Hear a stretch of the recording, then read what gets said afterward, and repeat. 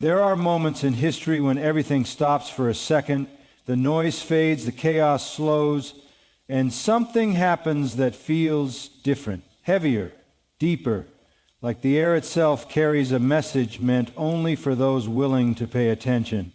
And for those who've had eyes open, for those who've been watching, waiting, discerning, that moment just arrived.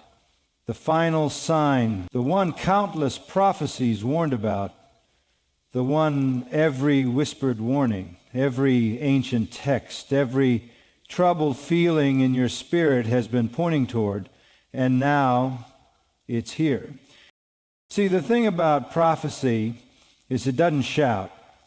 It doesn't beg for attention. It moves quietly, steadily, behind the scenes, waiting for the moment when hearts grow cold and people stop listening. That's when it strikes.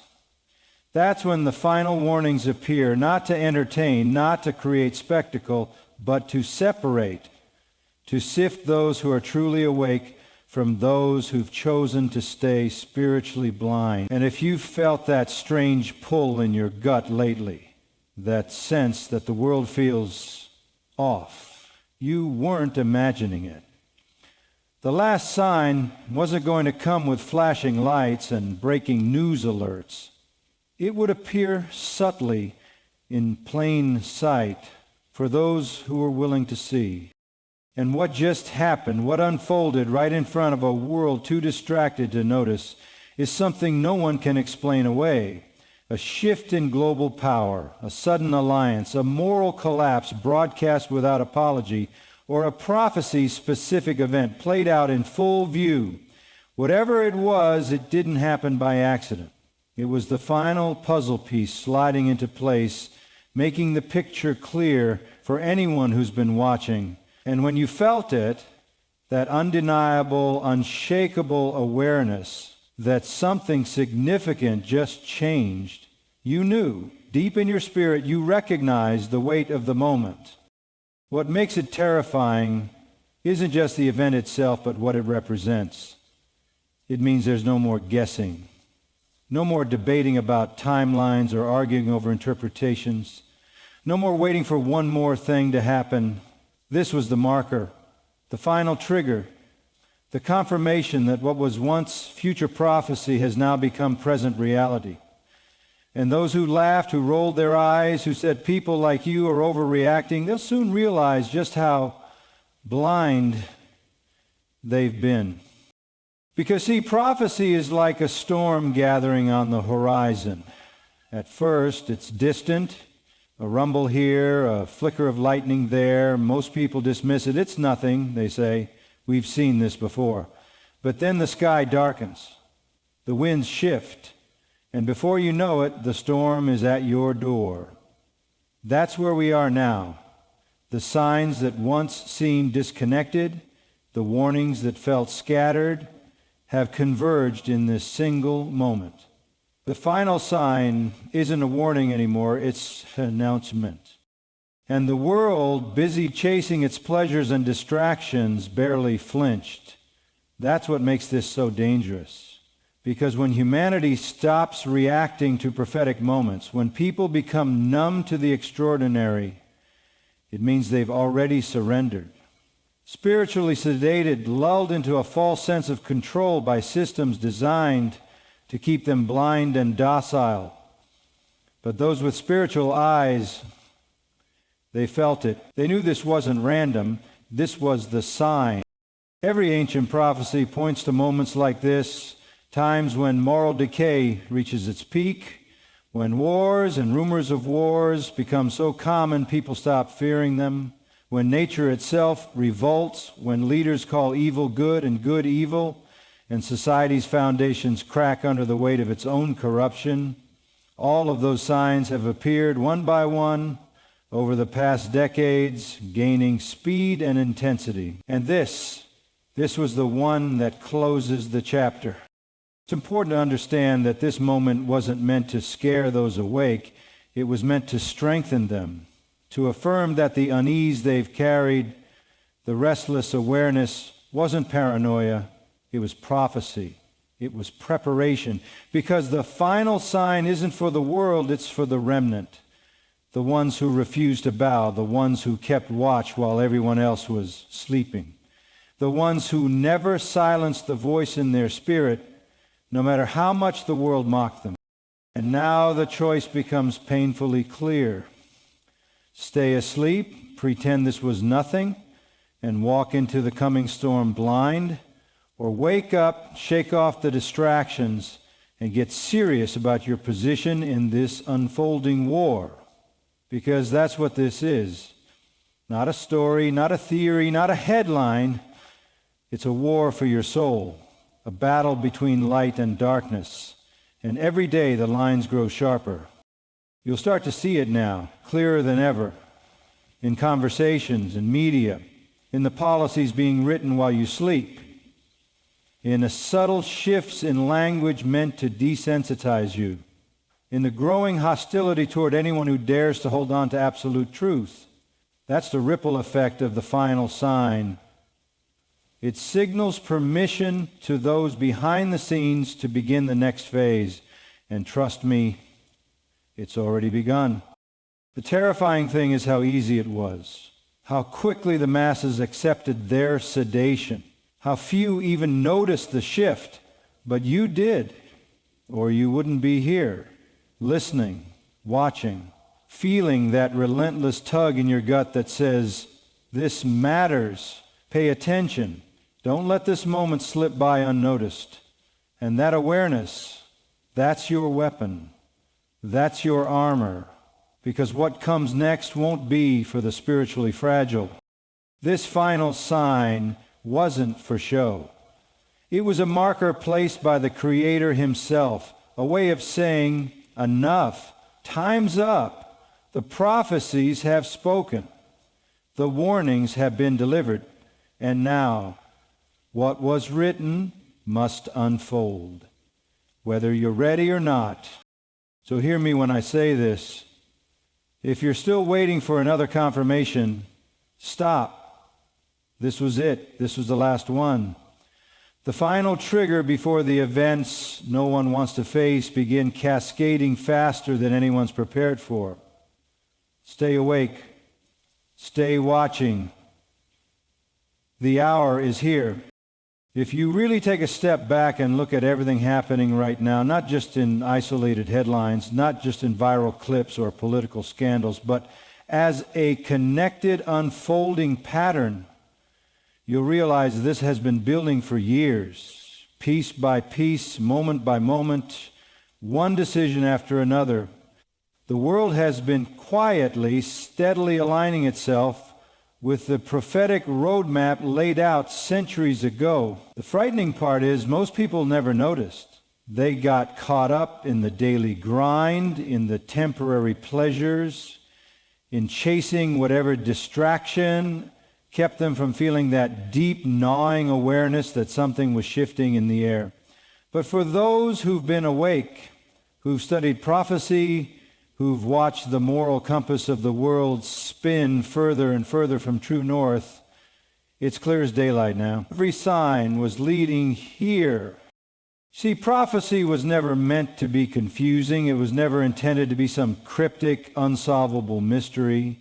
It was a warning system, a spiritual alarm clock designed to wake people up when the world began to fall asleep at the wheel. And for decades, those signs came like whispers, a war in one nation, a natural disaster in another, a leader rising here, a law changing there. At first, these things seemed disconnected, isolated events with no deeper meaning. But over time, the pattern emerged, because prophecy is pattern.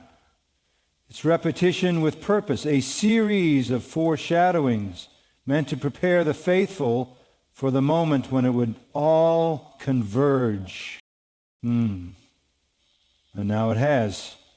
Think about it. Wars and rumors of wars have become so common they barely make the front page anymore. Nations rising against nations, kingdoms against kingdoms, earthquakes in diverse places, both literal and societal. The moral fabric of humanity unraveling at a rate so fast it almost feels intentional, and it is. because this has been a carefully paced unraveling, not an accident, not a coincidence, a setup. What's worse is how expertly it's been disguised. While people were busy arguing over politics, celebrities, and social trends, the spiritual infrastructure of the world was being rewritten. Laws were passed, values were redefined, truth was deconstructed and rebuilt in the image of whatever ideology benefited the people in power. And all the while, prophecy markers fell into place. Prophetic patterns don't just show up randomly. They come in waves, warnings before judgments. Subtle at first, then undeniable. The alignment of global leaders, the push toward a singular world system, the rise of AI, the normalization of surveillance, the blurring of religious boundaries. These aren't unrelated trends. They're deliberate moves in a much bigger game. The push for global unity under the guise of peace and safety has always been the final play, and now it's no longer theoretical. It's unfolding on your timeline, in your news feed, at your front door. And here's what people forget. Every prophecy builds on the one before it. The ancient scrolls weren't written as random predictions to be admired. They were a sequential warning, each sign designed to prepare the world for the next one. From the regathering of Israel to the increase in knowledge to the days when good would be called evil and evil good, it's all happened. And it's happened in the exact order it was foretold. If you think about it, the groundwork has been steadily laid through culture's normalization of sin. What used to be unthinkable is now promoted. What once would have shocked an entire nation now barely gets a reaction. That's not cultural progression, that's prophetic fulfillment. The apostasy, the great falling away, was promised, and now we live in a world where people aren't just indifferent to God, they actively oppose Him. Where spiritual conviction is mocked and compromise is celebrated. Look closer and you'll see how even natural events have followed the pattern. Increased natural disasters, environmental chaos, strange phenomena in the skies, and nations grappling with uncontrollable forces of nature. All of it is prophetic. Not because nature is rebelling on its own, but because creation itself groans under the weight of corruption, as ancient scripture foretold. And it's only increasing. The pattern isn't just visible in nature or politics, it's spiritual. The rise in false teachers, counterfeit gospels, and diluted theology has left the world wide open for deception. People crave something to believe in, but reject the truth. And so they'll accept any narrative that soothes their conscience while allowing them to remain the center of their own universe.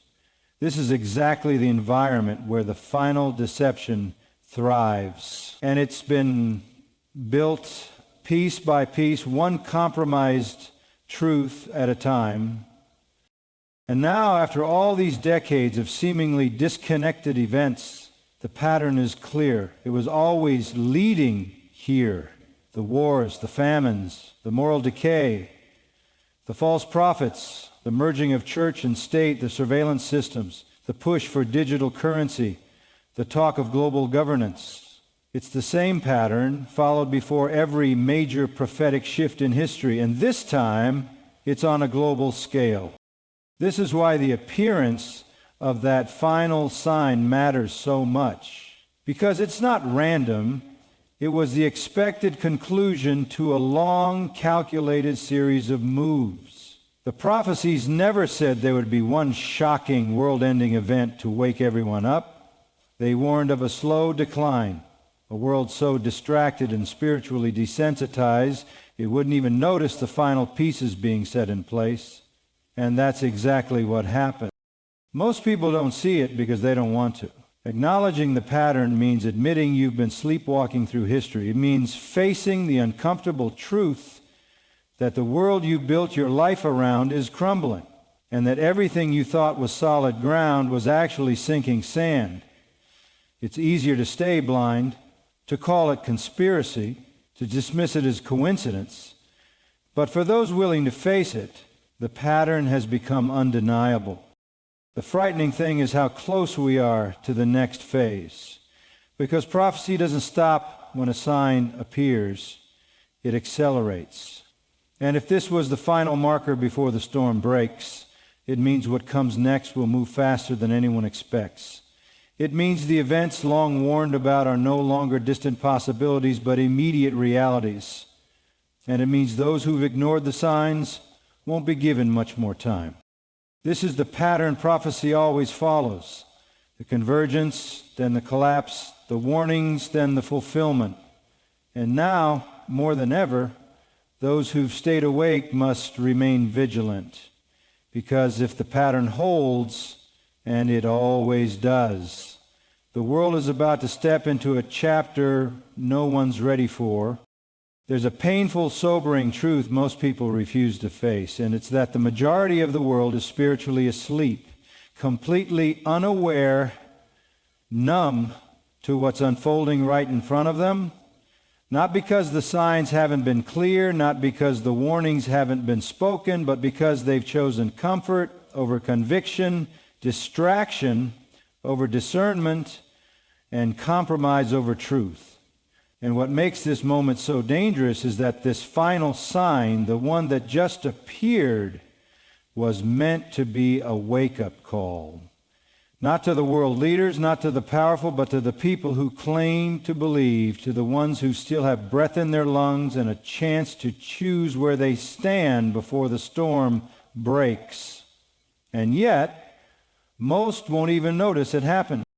It's terrifying when you realize how easy it's become to keep people sedated. Decades of nonstop entertainment, digital noise, endless outrage cycles, and manufactured crises have left the average person incapable of paying attention to anything that doesn't immediately serve their ego or feed their appetite for distraction. Prophetic signs could be written across the sky, and most would scroll past it looking for the next meme, the next scandal, the next meaningless argument to lose themselves in. And that is exactly how deception works. Not in a flash, not in obvious ways, but slowly, through indifference. The spiritually asleep don't recognize what's happening because they no longer feel the weight of conviction. Their hearts have grown callous, their ears are dull, and their eyes, even when open, no longer see what matters. This was prophesied long ago, that in the final days, people would become lovers of pleasure more than lovers of God. That they'd heap to themselves teachers who'd tell them what they wanted to hear, not what they needed to hear. And that when truth was finally spoken, it would sound like hate to ears trained only to receive comfort. This final sign should have shattered the silence. It should have stirred every heart still holding a spark of faith. But it didn't. The world barely blinked. The news spun it. The leaders ignored it. And the masses scrolled on, searching for something more entertaining, less threatening. And this right here is the greatest danger facing this generation. Not wars, not disasters, not disease, but spiritual apathy. A world so desensitized to sin, so disconnected from the sacred that even when ancient prophecy plays out on their doorstep, they're too numb to react. What's worse is that many of those who still claim to believe, who still wear the title of faithful, are just as asleep. Their faith has been reduced to hollow rituals, social media platitudes, and feel-good messages that require no sacrifice and demand no change. They gather in buildings week after week, but their hearts are far from the truth, and in doing so, they become easy prey for deception. Because when you no longer know what you stand for, you'll fall for anything dressed in the language of peace and unity. And this is exactly what was foretold, the great falling away. Not a sudden rejection of faith, but a quiet, gradual drift. People trading timeless truth for convenient lies, trading conviction for popularity, trading the narrow road for the wide path that leads to destruction. And now as the final sign appears, most of them don't even recognize it for what it is. They've been conditioned to see warnings as negativity, to view those speaking truth as alarmists, to dismiss prophecy as outdated superstition. But here's the brutal reality. When you ignore enough warnings, eventually you run out of chances. And that's the season we've stepped into. The time when the window is closing. The moment when decisions made in comfort today will cost souls tomorrow. Because this final sign wasn't given to impress, it was given to separate. To draw a line in the sand between those still awake and those who've willingly chosen blindness. For those spiritually asleep, the consequences are heavier than they realize. Every day spent in apathy makes deception easier. Every ignored warning hardens the heart. Every compromise weakens discernment. Until one day they wake up and find themselves fully aligned with the very system they once claimed to resist. And the terrifying part is, by then it will feel normal. The new morality, the new spirituality, the new world order. It will feel like peace to those who've forgotten what truth sounded like. And understand this: deception never announces itself as evil. It comes dressed as good, as progress, as unity, as safety. That's why the asleep don't notice it. They think they're choosing love over hate, tolerance over judgment, open-mindedness over dogma. But what they're actually choosing is bondage disguised as freedom.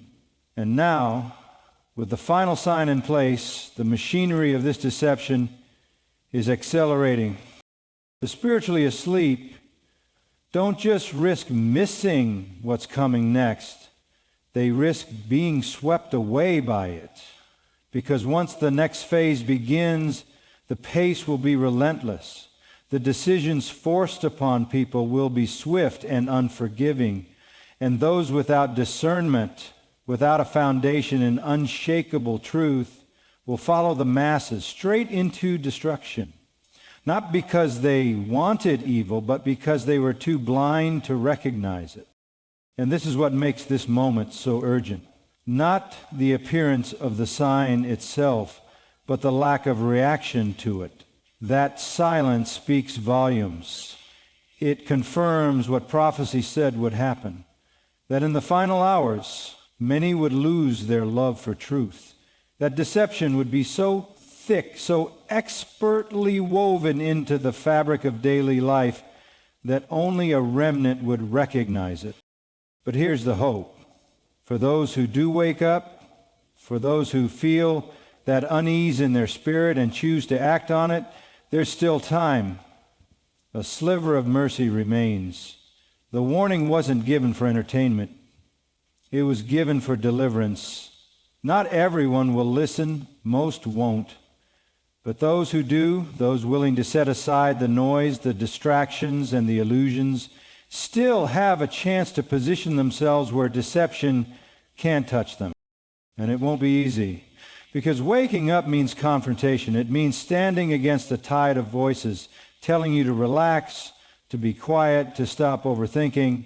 It means enduring ridicule from those too blind to see the danger. But better to be mocked now than deceived later. Better to lose comfort than to lose your soul. The final sign has appeared, and while the world sleeps, the few who remain awake will understand what it means. The time for casual belief is over. The time for playing church, for chasing trends, for living half in and half out of truth has come to an end. Now is the moment for clarity, for courage, for choosing a side, because when the next storm hits, and it will, only those who saw the signs will be ready. There's something about the word watch that people have forgotten. It isn't passive. It isn't about sitting back, staring out a window, waiting for something to happen. In ancient times, when a city appointed watchmen on the walls, it wasn't to give them a front row seat to disaster. It was to assign them responsibility, to hold them accountable for sounding the alarm before danger reached the gates. And in this generation, that same calling still exists. The problem is, far too many have abandoned their posts. They've left their watch, lulled to sleep by comfort, by distraction, by the promise that everything will be fine. But now, with this final sign unfolding, the time to stay silent is over. The call isn't to spectate, it's to stay ready, stay watchful, and brace yourself for what comes next. Because understand, this wasn't just another prophecy fulfilled to check off a list. This wasn't a curiosity for theologians to debate. It was a strategic moment in spiritual warfare, a move made by powers most people can't see, shifting pieces into place for the final conflict. And whether you realize it or not, you're part of it. No one gets to sit this one out. The final sign appearing means the spiritual landscape is about to change in ways most aren't ready for. The battle won't just be fought on fields or in governments. It will be waged in minds, in hearts, in personal decisions made in quiet rooms when no one's watching. And what you decide to believe, what you decide to stand for, will matter more than ever before. This is why staying spiritually awake isn't a suggestion, it's a command. To be watchful isn't to be paranoid, it's to be prepared, to stay grounded in truth when everything else shifts. Because the greatest danger in these coming days won't be what you see, it'll be what you don't see. The deception that comes dressed in light, the compromises that sound like love, the unity that demands you lay down your convictions to belong. These won't look like threats. They'll look like peace treaties. And unless you've been sharpening your discernment, unless you've been saturating yourself in the truth that doesn't bend, you'll get caught in it without even realizing it. And this is what the enemy of your soul has always counted on. Not to beat you with obvious evil, but to slowly wear you down through fatigue, distraction, and isolation. To convince you that being watchful is unnecessary, that prophecy is irrelevant, that your convictions are outdated. Because once you let your guard down, it's not a single decision that takes you under. It's 1,000 tiny compromises, 1,000 silent agreements. And then one day you wake up and realize you're standing on the wrong side of the line with no idea when you crossed it. But the final sign appearing means the clock just moved closer to midnight, and the next phase won't be subtle. What was once whispered in dark rooms will be announced on stages. What was once unthinkable will be mainstream. And those who refuse to go along with it will be called divisive, hateful, dangerous. And in that moment, staying watchful won't just mean keeping an eye on events. It'll mean making choices, costly ones, because light will become offensive, truth will become illegal, and standing firm will cost more than comfort. It'll cost reputation, safety, relationships, and for some, even life itself. This is why now is the time to anchor yourself, to decide before it's demanded of you where your allegiance lies. Because when deception tightens its grip, it won't be enough to casually believe in truth. You'll need to be rooted in it, immovable. The ones who will endure what's coming aren't those with clever arguments or popular opinions. They're the ones who stayed awake, who watched the signs, felt the urgency, and prepared their hearts. The ones who understood that readiness isn't a checklist, it's a mindset, a daily discipline. And readiness doesn't mean living in fear, it means living with clarity, knowing what's real when everything around you is built on illusion. It means refusing to get pulled into petty debates while the world burns, refusing to trade eternal things for temporary applause. It means choosing righteousness in private when no one's clapping for you. It means standing guard over your own heart, over your family, over the truth itself, because you are a watchman, whether you want it to be or not. And the appearance of this final sign has sounded your trumpet. And hear this, the coming days will test loyalties like never before. The pressure to conform will be intense, the temptation to stay silent will be constant, and the cost of speaking out will rise. But you were never called to blend in. The call was to stand out, to be salt in a decaying world, to be light in a growing darkness. And the truth is, those who stay watchful now will be the ones who can lead others when the world loses its mind. Because when the collapse begins, when the lies unravel, people will look for voices that never wavered. And you have a chance to be that. But it starts now, in these quiet moments, before the next storm, before the next decree, before the next sudden shift. It starts by choosing not to numb yourself with distraction, by refusing to drown out the tug in your spirit that says, pay attention, get serious, this matters. The world's asleep, but you don't have to be. And if you're awake enough to hear this, to feel this urgency, it means you're being called to something higher. Not to save the world, but to endure it, to stand in it, to be a voice of reason and truth while everything else collapses. This isn't the time to hesitate. The final sign has appeared. The time for watching isn't sometime later, it's now. Stay ready. Stay sharp. Stay unmovable. Because what comes next will test everything you claim to believe. And those who stay awake will be the ones left standing. What comes after a moment like this, after a final sign appears and the world either ignores it or casually shrugs it off, is what should trouble every thinking, spiritually awake person.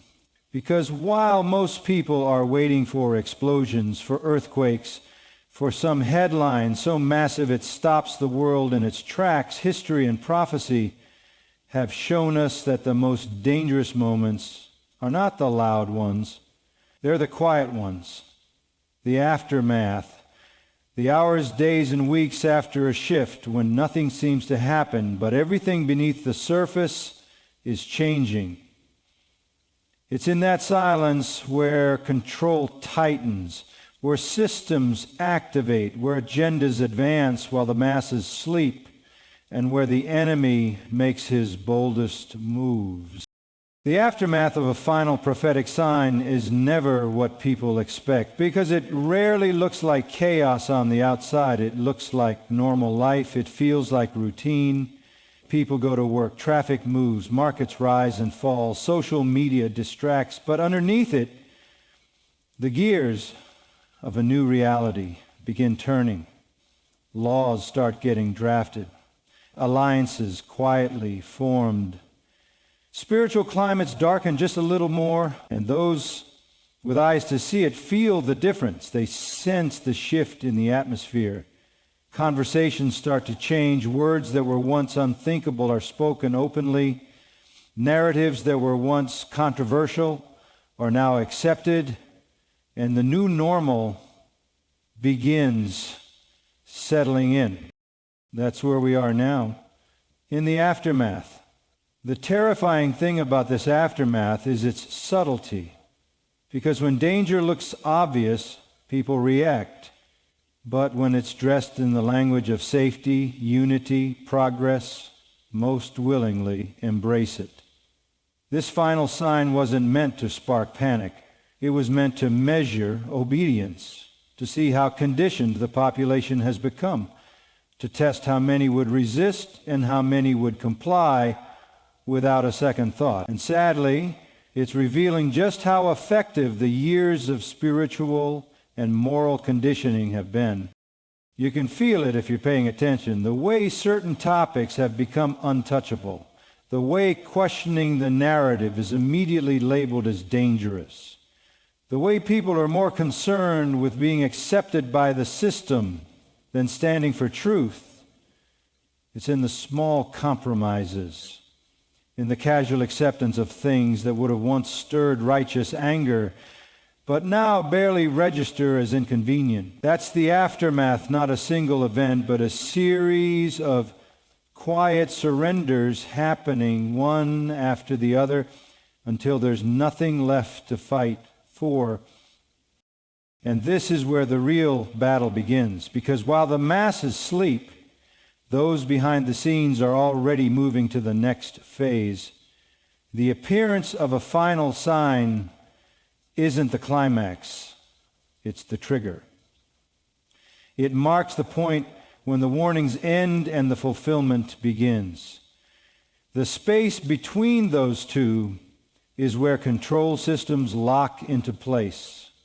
New laws are justified. New social contracts are written, and a population too distracted to notice or too indifferent to care goes along with it. Look closely, and you'll see the aftermath already unfolding. Watch the language and speeches, the shift in tone from leaders. Pay attention to the way spiritual leaders are starting to merge their messages with global narratives. Notice how moral absolutes are being rebranded as dangerous extremism. It won't happen with a single decree. It will happen through gradual policy changes, cultural movements, viral campaigns designed to reshape public perception one idea at a time. This is what makes the aftermath of prophetic signs so dangerous. Not that it's immediate, but that it's inevitable. Because once a line like this is crossed, history shows there's no going back. When people trade their convictions for convenience, they don't reclaim them easily. And when a world system tightens its grip, it rarely loosens it without conflict. That's why the wise prepare in the silence. They build their spiritual strength not when the storm hits, but in the calm before it. And those who discern the times know this calm is deceptive. The aftermath is designed to wear people down, not by force, but by fatigue, by relentless waves of propaganda, by crisis after crisis, by overwhelming them with so much information that truth becomes impossible to discern. People get tired. They stop caring. They start trading liberty for security, truth for peace, discernment for comfort. And before they realize it, they've surrendered their ability to resist. And make no mistake, this aftermath isn't just political or social. It's spiritual at its core. The real war is for the human soul, for control of belief, of allegiance, of worship. And the aftermath is where new gods are introduced, not ancient idols, but modern ones. The God of convenience, the God of self, the God of global unity, all presented as solutions to the problems this final sign has made visible, and those who aren't anchored in unmovable truth will fall for it, because the aftermath comes with a price. The choice it demands is subtle at first. Agree with this policy, accept this ideology, compromise on this conviction. It feels harmless, even compassionate. But each surrender weakens the soul. Each concession makes the next one easier. And those who refuse will be labeled divisive, dangerous, relics of a bygone era, unwilling to evolve. But there's a remnant. There always is. A few who will see through it, who will refuse to bow, who will endure the aftermath, not with fear, but with fierce, unshakable resolve. Because they understand what's coming. They know the pattern, they recognize the signs, and they've built their faith for this exact moment. They won't be seduced by safety or pressured by fear.